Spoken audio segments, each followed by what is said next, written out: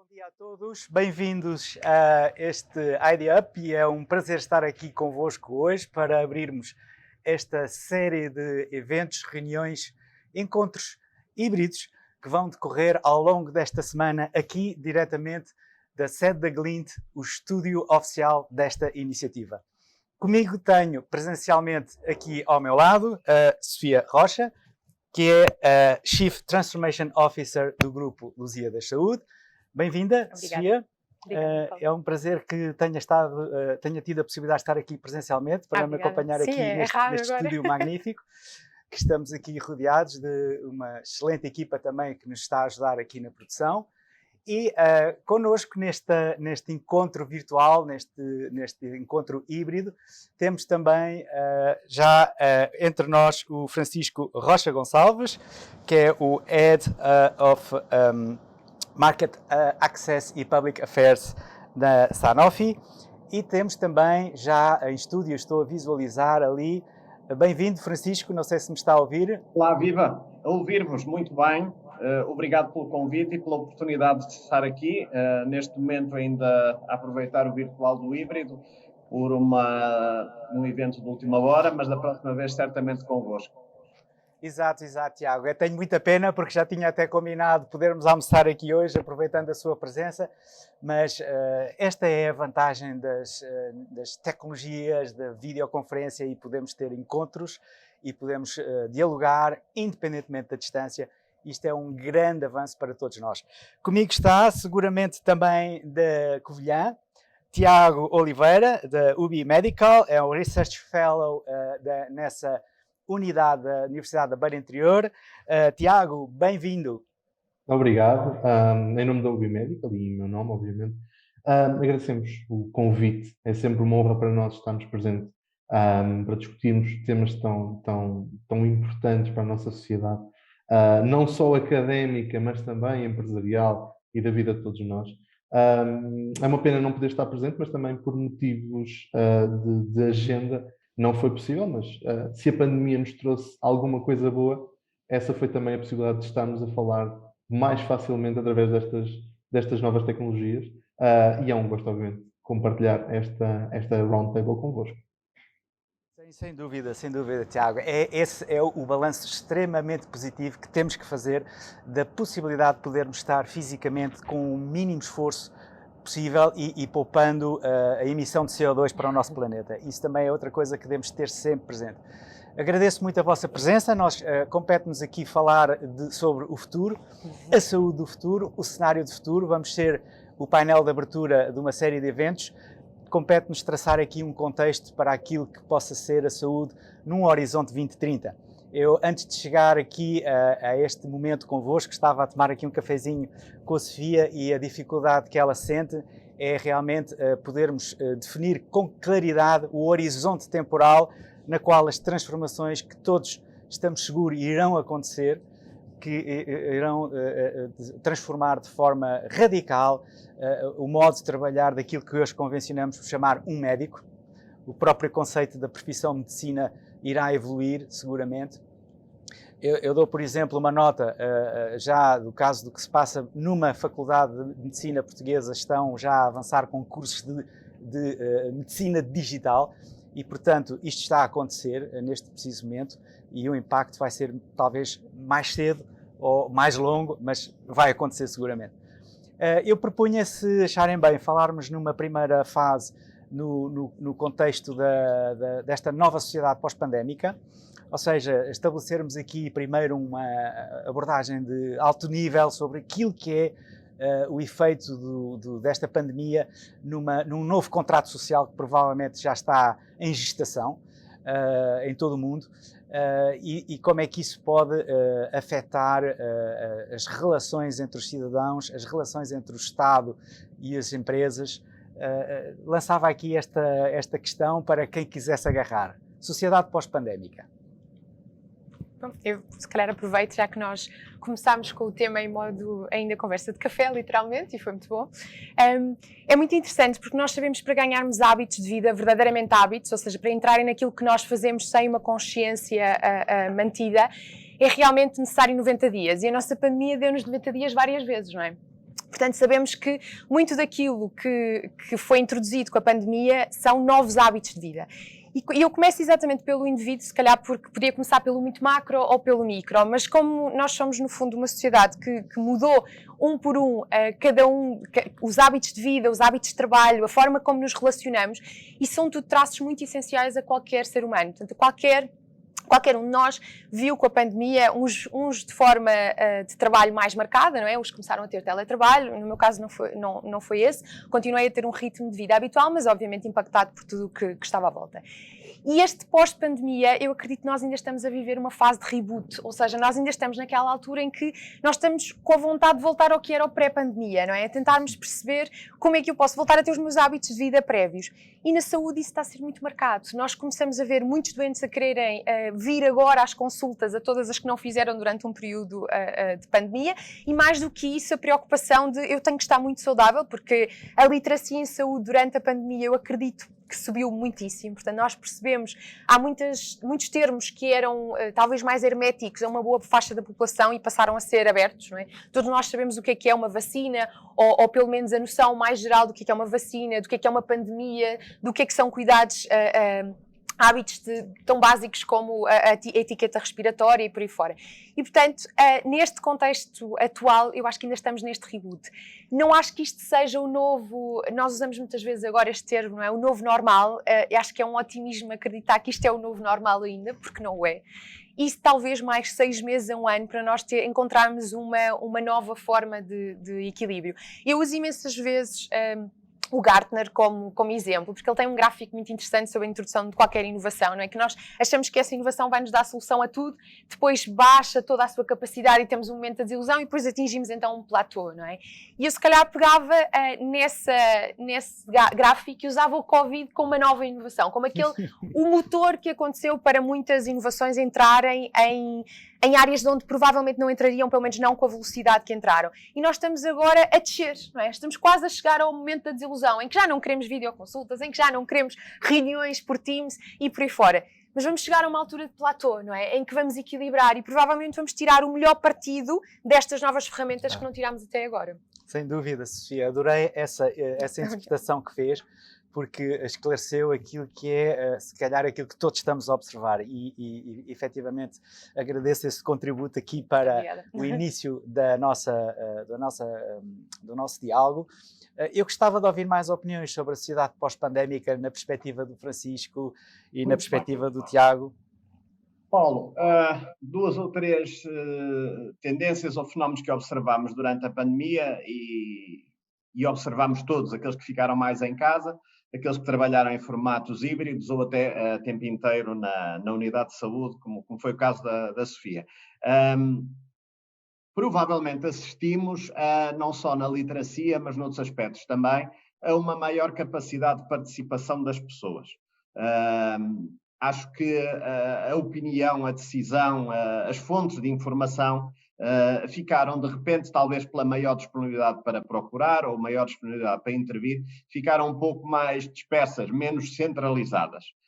Eu acho que isto ficou, sobretudo se no futuro conseguirmos que esta dispersão de opiniões e de fontes de informação, que apareceu muito por força da disponibilidade tecnológica, se conseguir agora corporizar à volta de associações, universidades, think tanks, até algumas empresas que consigam acumular e começar a disseminar conhecimento.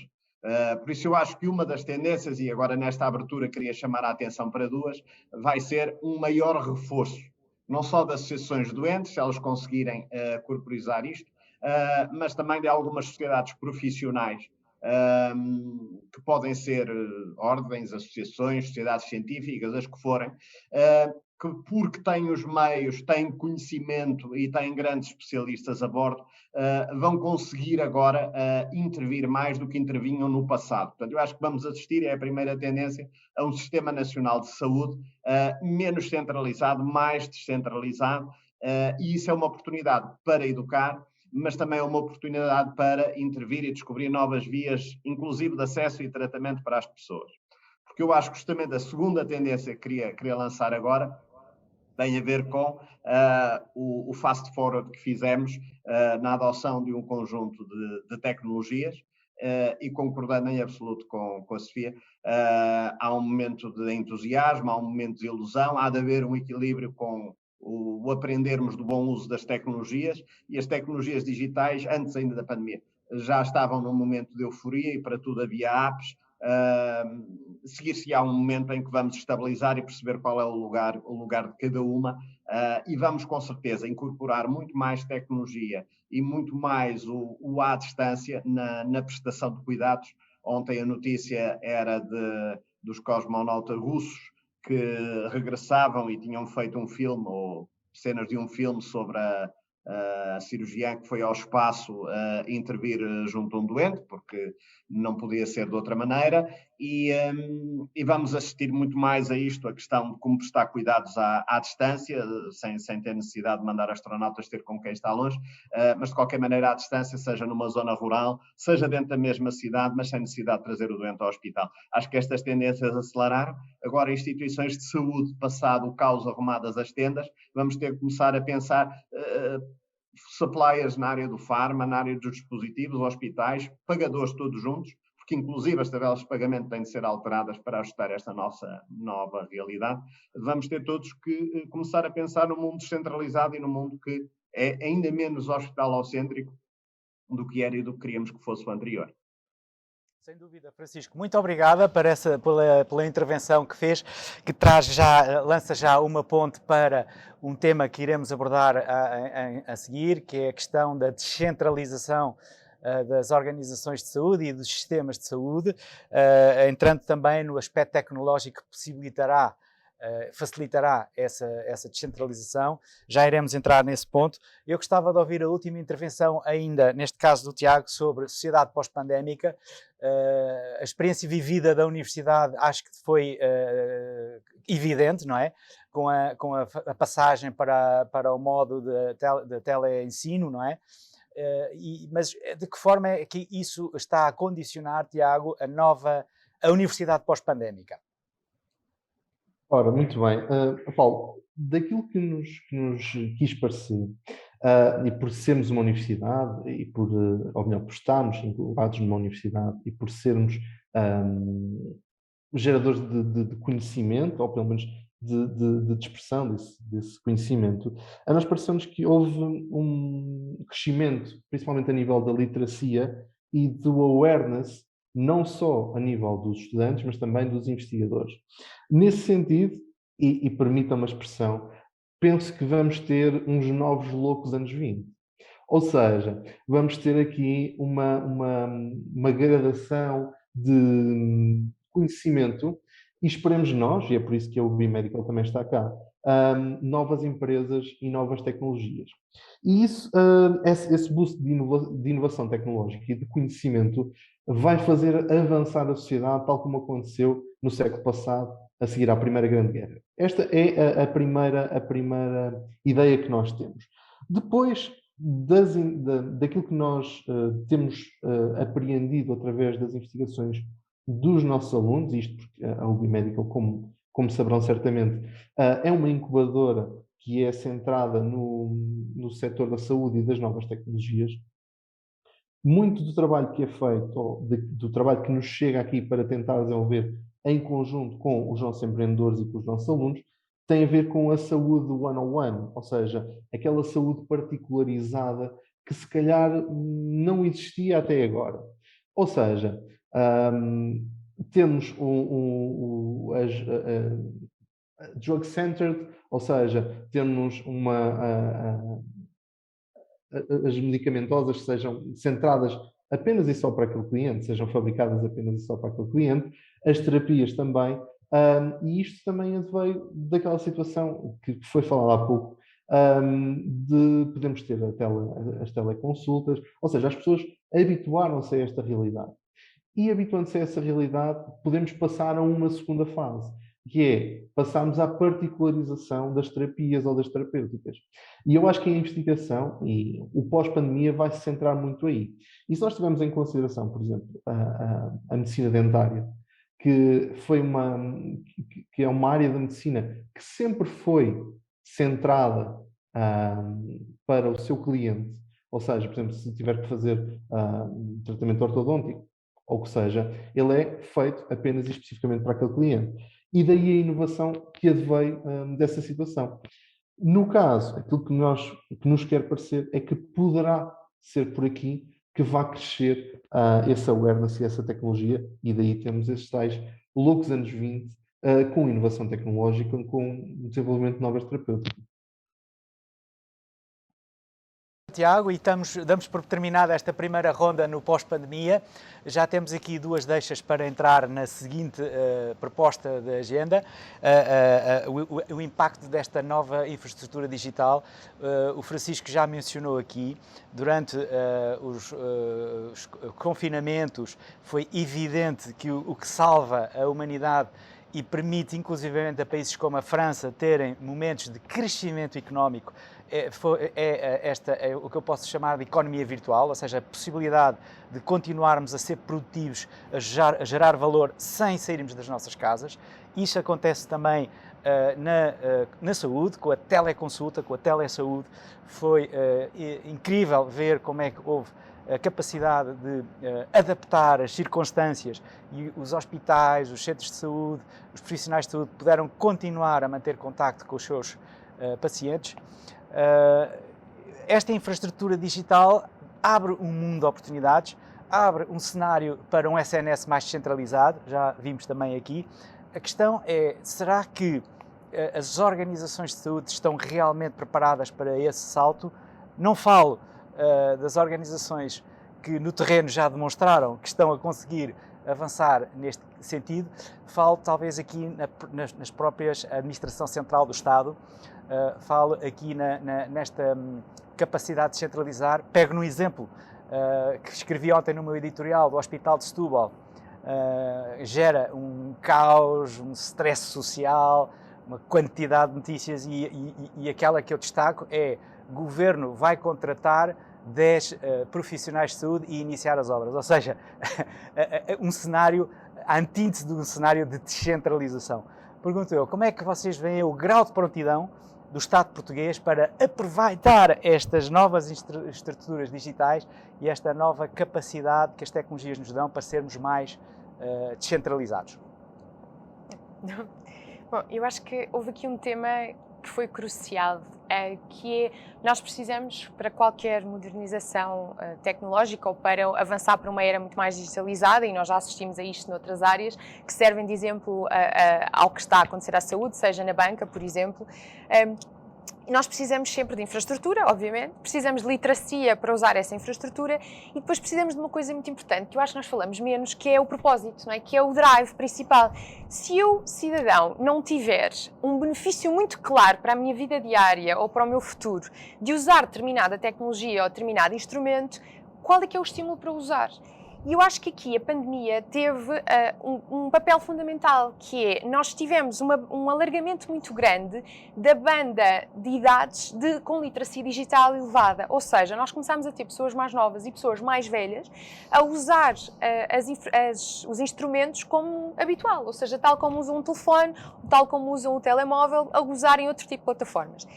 E a terem o cuidado de que esse investimento em casa passou a ser crucial, não é? Antes, nós vimos pelo número de pessoas com internet no domicílio, pelo número de pessoas com um computador ou mais por família e por aí fora. E, portanto, estes números mostram-nos este propósito foi crucial, passou a ser muito importante este ponto. E porquê que eu peguei nisto?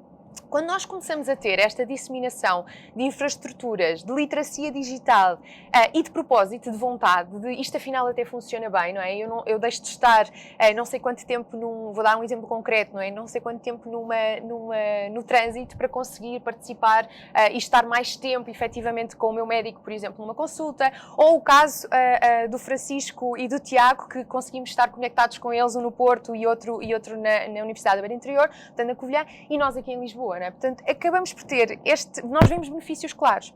Se nós, como instituições de saúde, sejam privadas ou públicas, conseguirmos tirar partido deste trabalho de casa, no fundo, que a pandemia deixou, não é? Que é termos as infraestruturas, termos o know-how e termos a vontade, é provavelmente dos maiores empurrões para conseguirmos descentralizar alguns dos cuidados. E aqui agora, colocando o chapéu de médica, é normal que muitos dos cuidados nós preferencialmente os tenhamos em regime ambulatorial, portanto fora de um hospital, fora da casinha de 4 paredes. E portanto não só a telemonitorização, seja uma monitorização clínica à distância, seja até uma monitorização com um cariz preventivo, e aqui aproveitando e tocando nas startups ou nos mais jovens que nos possam estar a ouvir e que têm este drive de inovação muito marcado, eu acho que é para aí que nós temos que olhar. É como é que eu facilito a mudança, a transformação entre a centralização de cuidados e a descentralização dos mesmos. Obviamente que com isto, e há pouco o Francisco deu um exemplo muito interessante sobre o cirurgião a ter que ir ao espaço, não é? para cuidar do doente, é um bocadinho isto. Se nós pensarmos nos doentes como estando no centro, as áreas mais especializadas é um risco de descentralizá-las, até por uma questão de número de casos, é muito óbvio, não é? Se eu, como cirurgião altamente especializado, só tenho uma cirurgia a cada 2 semanas, obviamente não vou ter um know-how suficiente, mas aqui a tecnologia também nos ajuda, se tivermos robótica, se tivermos até a realidade aumentada em tempo real, e aqui nós adoramos já pôr o tema do 5G, que eu acho que até mesmo em termos de infraestrutura vamos ter que esperar ainda um bom tempo, mas hoje em dia já conseguimos com um cabo, não é? Portanto, termos uma velocidade de 20G a capacitar-nos esse tipo de interação e de troca de dados em tempo real. Portanto, a Smart Health, que é verdadeiramente isto, permite-nos uma descentralização muito marcada, e eu acho que é não perder o embalo desta transformação que a pandemia nos deu. Ok, Sofia, excelente, e ainda bem que fala nesse conceito de Smart Health. Vamos tentar puxar mais conteúdo para isso a partir daqui das novas intervenções do Francisco e do Tiago. Sim, senhor. Só sublinhar a importância da questão da adoção. Esta última parte da intervenção da Sofia era um bocadinho sobre isso, sobre a velocidade da adoção, e é esse momento que não podemos deixar que morra. Porque uma coisa é inovar, ou é criar pela primeira vez e fazer a prova de conceito. E isso sempre se foi fazendo. Acho que é muito mais crítico depois a questão da disseminação das boas práticas, do responder às perguntas do como fazer e dos erros a evitar, porque assim as pessoas percebem muito mais rapidamente qual é o tal propósito, qual é o tal fim que se pretende atingir e quais são os passos necessários. Acho que depois de alguns peregrinos, seja em que for, na implementação de um sistema, de um software, de uma nova forma de trabalhar, temos, sobretudo, todos, enquanto sociedade, trabalhar para tornar transparente o processo, para dar visibilidade aos bons exemplos. Também por isso é que há aí uma série de prémios, de iniciativas, de destaques que se dá a hospitais para disseminar esses comportamentos. Agora, chamar a atenção para uma coisa. Há um grupo muito grande de saúde em Portugal chamado SNS, mas não há só isso.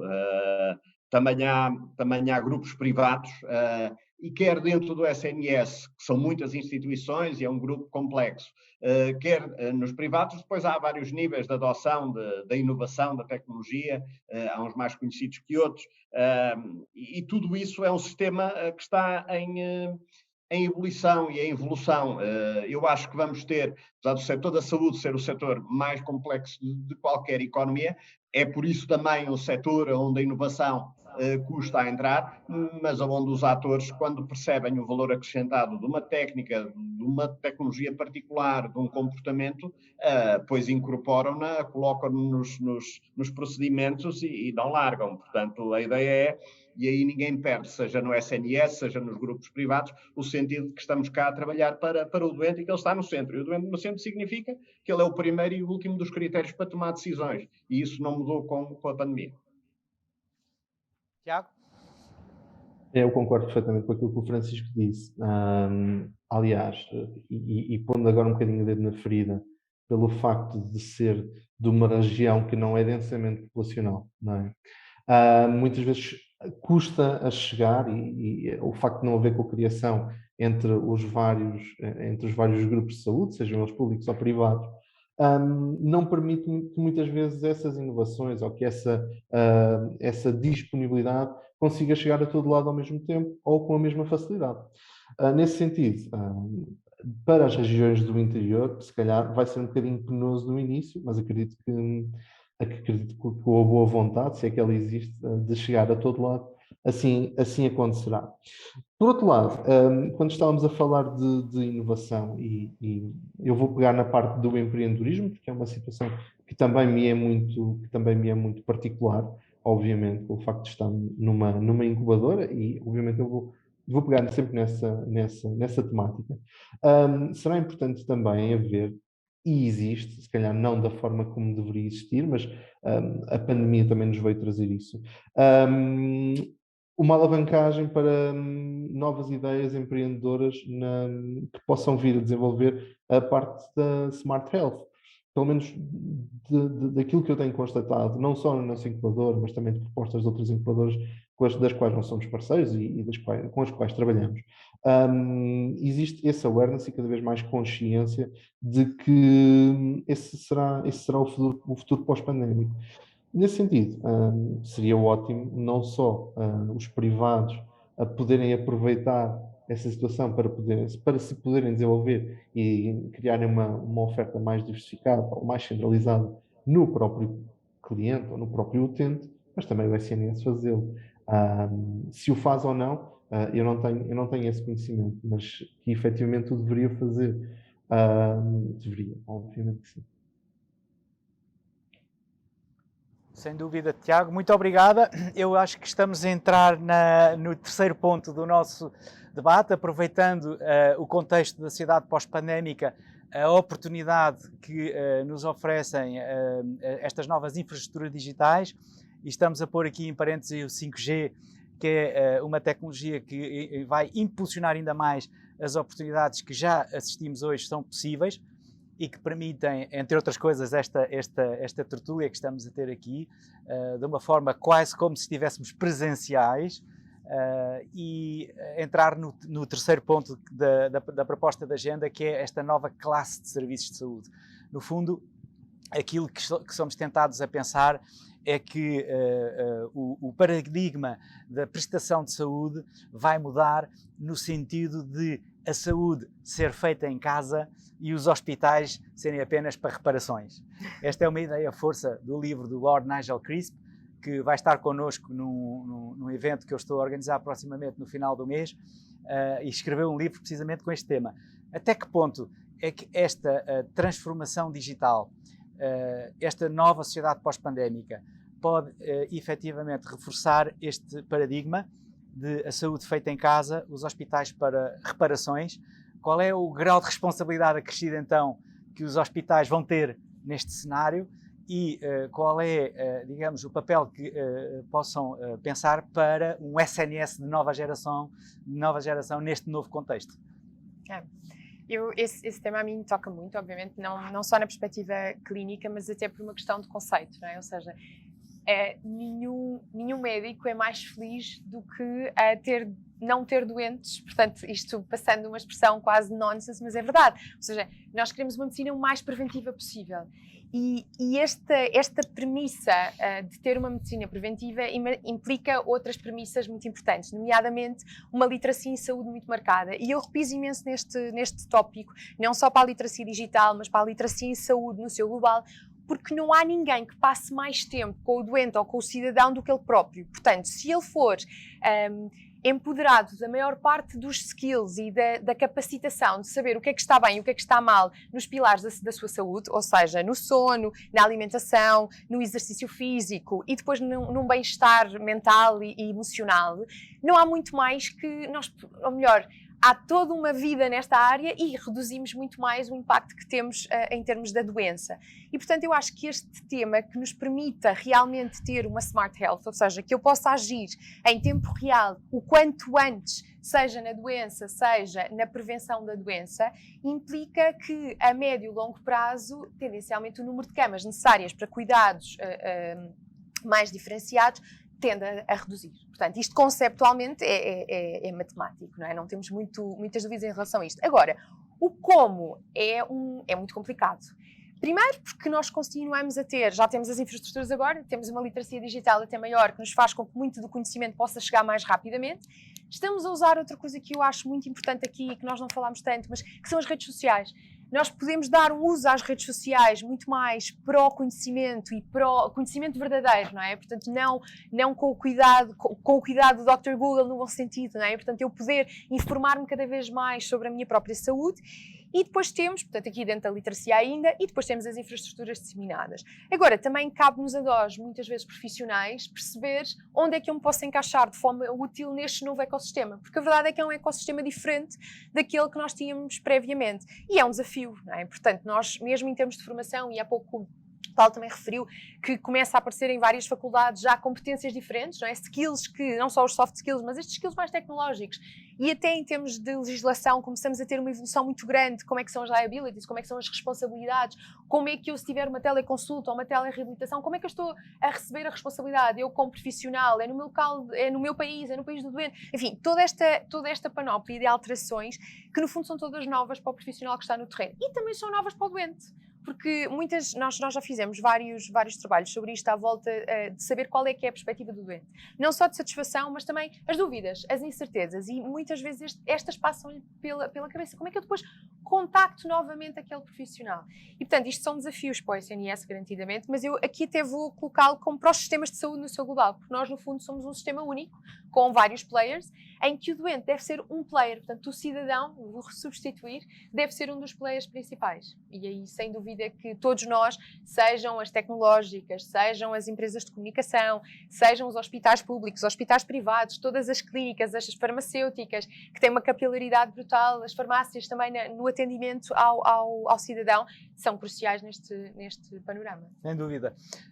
Gostei particularmente, Sofia, de ter abordado na questão do país em que está o paciente, esse contexto variável país, porque de repente visualizo no horizonte 2030, num espaço europeu de saúde, aquilo que pode acontecer é que os perto de 2 milhões de portugueses que vivem em França, de repente, possam querer utilizar um hospital em Portugal. E, portanto, é preciso criar esta dimensão de que o mercado da saúde em Portugal, de repente, pode aumentar 2, 3 milhões de cidadãos que estão no espaço europeu de saúde e podem preferir ser atendidos em hospitais e estabelecimentos de saúde portugueses. Não é? As novas tecnologias e a transformação digital vai permitir que isso aconteça. É uma ideia muito interessante que lançou aqui para o nosso horizonte futuro. Uma nova classe de cuidados de saúde. Francisco e Tiago. E estamos a entrar nos 15 minutos finais. Então, a propósito do cidadão, antes até de ser doente, do cidadão no centro, até por essa possibilidade da mobilidade geográfica, e para que isso não seja a exceção e não seja um processo feito à medida quando aparece um doente, é preciso criar novos processos de trabalho.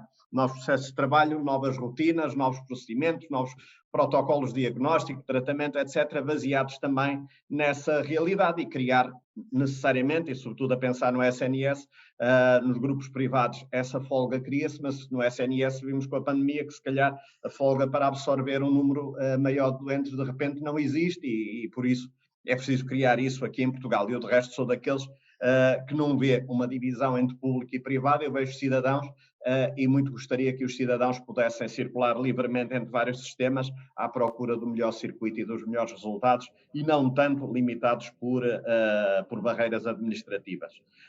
De qualquer maneira, a questão da otimização de processos é um desafio que até nem é dos mais fáceis de resolver, mas é daqueles que mais relevante é. Não basta pôr tecnologia e o digital em cima das coisas. Aliás, durante muito tempo até se achou que a digitalização da saúde era pôr uns computadores à frente das pessoas e manter para trás os processos de trabalho todos como estavam de antes. Claro que foi um erro, mas demorou muitos anos a perceber-se como tal. Portanto, a revisão dos processos de trabalho é uma tendência muito importante para garantir que efetivamente acontece algo de útil e de relevante no fim de pôr os doentes no centro. E a segunda grande tendência que deixava, também a propósito do Smart Health, é que nós focamos por vezes nas questões de apoio à decisão, portanto, as decisões inteligentes ou apoiadas na análise, apoio também ao diagnóstico, o Smart Health até a ser parte de processos de tratamento, mas não esquecer também um outro aspecto que está a montante, que é a questão do Smart Health também serve para recolher dados. Nós sem dados temos uma venda nos olhos, nós sem dados não podemos tomar as melhores decisões nem rever os processos. Os dados, a informação andam por aí, mas não estão sistematizados. E por isso Uma parte importante do Smart Health tem a ver com o facilitar o processo de recolha. Sabemos que é uma das grandes barreiras à existência de bases de dados em saúde e, portanto, tudo aquilo que vier no sentido de maior disponibilidade de dados, maior qualidade também na sua recolha, no seu tratamento, vai-nos facilitar depois os processos de tratamento e diagnóstico à frente. Dados em saúde, empreendedorismo, I+D. Era mesmo, e permita-me, Paulo, eu pegaria exatamente naquilo que o Francisco falou, a parte da Smart Health e da monitorização e dos wearables que cada vez mais estão na nossa vida, não é? Eu acredito que, se calhar, nesta mesa redonda, qualquer um de nós tenha um wearable que consiga monitorizar os seus dados, nem que seja as passadas ou os batimentos cardíacos. E se isso for sistematizado, obviamente melhorado, essa recolha de dados, assim será melhor a nossa saúde e daí esse desenvolvimento de Smart Health. Mas acho que o grande busilis aqui é a parte burocrática, porque ao fim e ao cabo nós podemos ter as tecnologias mais avançadas do mundo, mas se nós continuarmos a burocratizar o sistema da maneira como ele continua a estar burocratizado, os dados de pouco nos servirão, não é? E nesse sentido, se nós queremos passar de dados em informação palpável e obviamente tratável para o doente, teremos que fazer um simplex, pesa a expressão, na análise e a nível do Sistema Nacional de Saúde, porque era isso que nós estávamos a falar. Em relação aos players, aos stakeholders privados, não tenho conhecimento. E nesse sentido, o paradigma da prestação, ou essa alteração desse paradigma, vai passar muito por aí.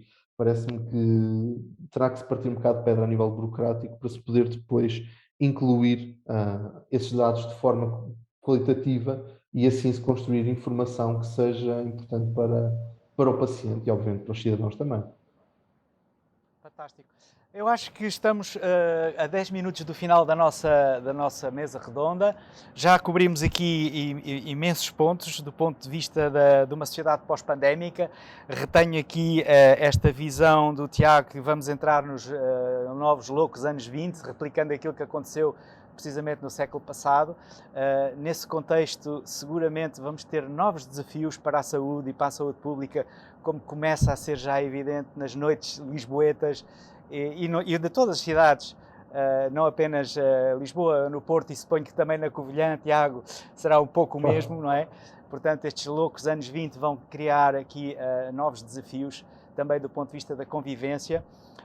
Já falámos aqui das oportunidades da infraestrutura digital, como é que isso pode ajudar a criar uma nova classe de serviços de saúde, como é que isso pode, de repente, abrir oportunidades inesperadas num contexto do cenário da saúde europeia, do espaço europeu de saúde. Entramos agora aqui especificamente numa ronda final, onde, a pedido do Tiago, queríamos introduzir aqui o tema do I+D, não é? Eu noto que nós estamos a uma distância abismal do salário mínimo médio europeu, contrastando, por exemplo, com um país pequeno, como é o caso da Irlanda, pequeno e atlântico como Portugal, que nos últimos 10 anos, 15 anos, experimentou uma verdadeira revolução económica. O salário mínimo hoje na Irlanda são 1.700 euros por mês, enquanto que em Portugal estamos nos 800, estamos a lutar para chegar aos 875 euros. O I+D desempenha aqui um papel fundamental no crescimento económico de um país, na criação de riqueza. Quais é que poderiam ser os conselhos que poderíamos dar aqui neste contexto dos planos de recuperação e resiliência, dos fundos que vão chegar e também nos fundos do Horizonte 2030, o que é que poderia ser feito para conseguirmos aproximar-nos do desenvolvimento, de inovação de outros países na Europa que seriam modelo para nós? Eu acho que, bem, tocou aqui num ponto, e obrigada, Tiago, por introduzir também esta temática, que realmente, eu até vou sair do espaço europeu, vou fazer um zoom out um bocadinho maior. Há uns tempos, não há muito tempo, talvez há uns 6 meses, saiu um artigo muito interessante do Harvard Business Review sobre patentes e transferência tecnológica. Portanto, aqui nós somos muito bons, muitas vezes, a pensar na inovação ou na invenção e depois precisamos, como há pouco o Francisco até tocou no tema da adoção, ou seja, depois precisamos de transferi-la verdadeiramente para o dia-a-dia e as pessoas precisam de a adotar ou as indústrias. E na altura, só para termos uma noção, o país que mais patentes registra é a Argentina. No entanto, tem uma taxa de transferência tecnológica, seja em biotech, em medtech ou em digital health, baixíssima. E depois, quando vamos para o outro ponto, os países que mais transferem tecnologias, que adquirem patentes e transferem tecnologias, são a China e os Estados Unidos. Sendo que a China ainda consegue estar mais acima neste tema do que os Estados Unidos. E é muito interessante se nós pensarmos nisto, porque quando começamos a fazer zoom in, e aqui a cada um destes países, o porquê destas situações, há vários, obviamente, há inúmeras premissas, algumas até da própria ideologia do próprio país, seja dos regimes atuais, enfim, por aí fora. Mas há uma muito simples, uns têm infraestruturas específicas e desenhadas para a transferência, sejam elas o tema legal, como nós sabemos que em saúde precisamos de fazer estudos atrás de estudos, precisamos ter aqui uma robustez da performance de qualquer inovação no dia-a-dia e no terreno para conseguir expandi-la, não é? Para conseguir fazer um scale-up, seja até mesmo em termos de apoio. E nós sabemos, e há pouco também, eu creio que foi o Francisco que até falou, dos vários prémios que já existem para várias startups, para iniciar, e eu acho que isto é um início de um ecossistema mais robusto. Nós muitas vezes assumimos que já temos um ecossistema muito maduro e a verdade é que basta olhar para este tipo de dados, não é? Ou seja, número de patentes, há muitas das coisas que não são patentáveis, mas são medical devices, são certificações europeias, são FDA approval, são o que forem, e versus um número destas inovações, vou-lhe chamar assim, que realmente transitam para o terreno. E é aqui onde nós temos o grande gap. Portanto, é indispensável haver um ecossistema que já existe em farma, não é? Portanto, os fast tracks e etc., mas que não existe muitas vezes nas outras áreas. Ou seja, se calhar em biotech, apesar de ser complexo, e não digo que seja mais fácil nestes países, portanto, por isso é que não acontece na Argentina, acontece nos Estados Unidos ou acontece na China, mas nas outras também. Ou seja, haver ecossistemas simples em cada empresa, e há pouco, quando ouvia o Nuno em relação à Glint referir, não é? Portanto, que isto é muito importante, haver circuitos, não é? Que nós vamos criando. No caso da Lusíadas temos feito exatamente neste sentido, tentar que as startups tenham um espaço onde possam testar, onde nós possamos, de forma segura, obviamente, ou seja, em termos de segurança digital, seja ela em termos de cibersegurança, em termos de utilizadores, de literacia, etc., seja depois de apoio em termos de validação científica, porque aqui a accuracy, não é? A especificidade e a sensibilidade de muitos mecanismos, sejam para diagnóstico, para rastreios, etc., é muito importante, porque é saúde. E este é um dos motivos pelos quais em saúde nós acabamos por entrar mais tardiamente com a inovação. E claro que, e para terminar, se esta parte final de transferência tecnológica não for muito desenvolvida, eu não tenho um estímulo verdadeiro, seja económico, seja social, para ter inovação muito desenvolvida. Porque se eu a seguir não a posso transformar em algo palpável, que beneficia pessoas, que gera economia e por aí fora, eu não tenho um estímulo para então investir na inovação. E acaba por ser um ciclo vicioso, que eu espero que seja virtuoso no futuro, quando nós começarmos a trabalhar e vamos trabalhando cada vez mais os ecossistemas. Muito bem, Mãe José Sofia. Francisco, Tiago, a vossa chega. É mesmo isso. Isto é de círculos. Eles ou são viciosos ou são virtuosos. E então a questão é como é que transformamos isto num ciclo virtuoso. Inovação, só mais uma de ponto prévio, inovação, muito mais do que o produto, o gadget, o comprimido, o aparelho, é sobretudo o processo de trabalho que se constrói, é toda a reunião de recursos e capacidades. E isso depende desde o domínio individual sobre a tecnologia até à própria cultura da empresa. E o meu contributo nesta fase final era talvez nesse aspecto da questão da cultura das empresas. Públicas, privadas, como digo, são todas importantes, existem e trabalhamos com todas. Muito importante nas empresas, e no meu percurso profissional sempre tive sorte de encontrar empresas onde isso existia, e também por isso é que os resultados apareceram, é haver algum espaço para experimentação. Isto é particularmente importante no momento em que estamos a falar, como este evento que estamos aqui a fazer parte.